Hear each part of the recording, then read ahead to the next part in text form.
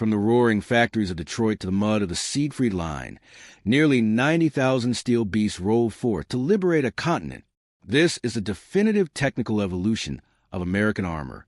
Aye, the light tanks, speed and stealth, M1 combat car, the cavalry's loophole. Legally, the pre-war cavalry couldn't own tanks, so they built these. Armed with machine guns and hitting 45 miles per hour, they taught the first generation of U.S. tankers how to fight on tracks. M2 light tank, the ancestor, it established the DNA of U.S. armor, introducing the vertical volute spring suspension VVSS. The A4 variant finally added a 37mm cannon, seeing its first blood at Guadalcanal. M3 Stuart, the Honey, the first American tank to see mass combat. Fast but loud due to its radial aircraft engine, its 37mm gun was a pea shooter against armor, but a terror to infantry in the Pacific. M3A1 and M3A3 Stuart, refined for war. The A1 added a Euro stabilizer for firing on the move, while the A3 introduced a sleek, slanted hull for improved ballistic protection. M5 Stuart, the V8 Scout. When aircraft engines became scarce, engineers bolted two Cadillac V8s together with an automatic transmission. It was smoother, quieter, and the standard light tank for the push into Europe. M22 Locust, the airborne experiment. It was designed to fit inside a glider. At only 7 tons, it was a marvel of miniaturization, though it lacked the teeth to survive on a heavy front line. M24 Chaffee, the ultimate light tank. Arriving in late 44, it ditched the old suspension for torsion bars and somehow crammed a 75mm gun onto a fast, low-profile chassis. 2. The medium tanks, the backbone. M2 Medium, the obsolete Fortress. A pre-war relic bristling with machine guns in every corner. With high vertical sides, it was a rolling target, used only for training. M3 Lee/Grant, the stopgap. Lacking a turret large enough for a 75mm gun, they stuck the main cannon in a side sponson.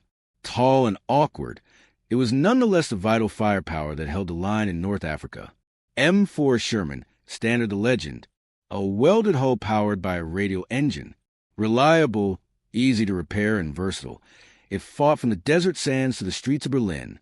M4A1, the cast hull identical internals to the M4, but featuring a distinctive, rounded turtle-shell hull cast from a single piece of steel to deflect incoming rounds. M4A2, the diesel while the Army ran on gas. The Marines and the Soviet Union used this diesel variant to streamline logistics with Navy landing craft. M4A3, the Ford, the definitive Sherman, powered by a purpose-built 500 horsepower Ford the 5.8. This became the gold standard for U.S. forces in the European theater.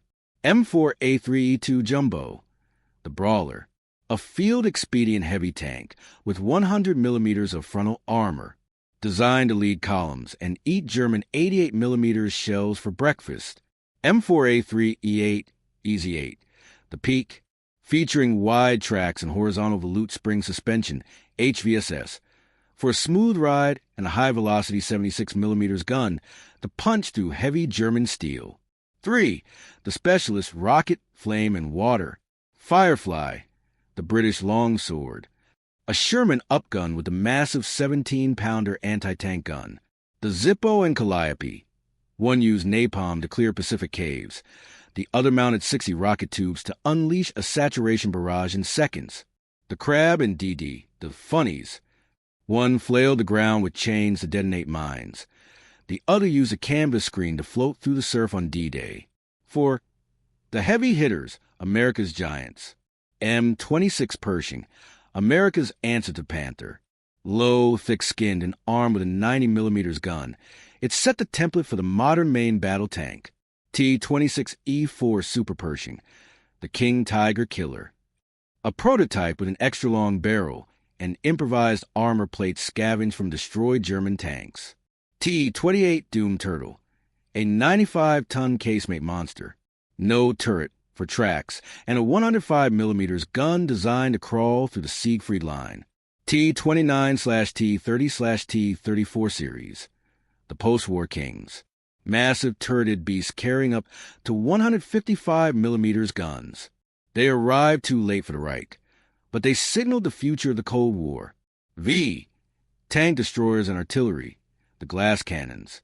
M18 Hellcat, the speed demon, the fastest tracked vehicle of the war, 55 miles per hour. It used shoot-and-scoot tactics to flank Tigers that couldn't turn their turrets fast enough to keep up. M36 Jackson, the Slugger, an M10 hull with a massive 90 millimeters gun, the only U.S. vehicle that could reliably delete a Panther from long range. M7 Priest, a 105 millimeters howitzer on tracks, named for the pulpit-like machine gun mount.